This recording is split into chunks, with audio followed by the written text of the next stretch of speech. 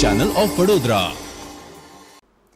ડભોઈ તાલુકા સેવા સદનના ગેટ પાસે જ કચરાના ઢગલા હોય આ બાબતને લઈને સમાચાર મીડિયામાં પ્રસિદ્ધ કરવામાં આવતા જ તાત્કાલિક ધોરણે આ કચરાના ઢગલાની સાફ સફાઈ હાથ ધરવામાં આવી હતી।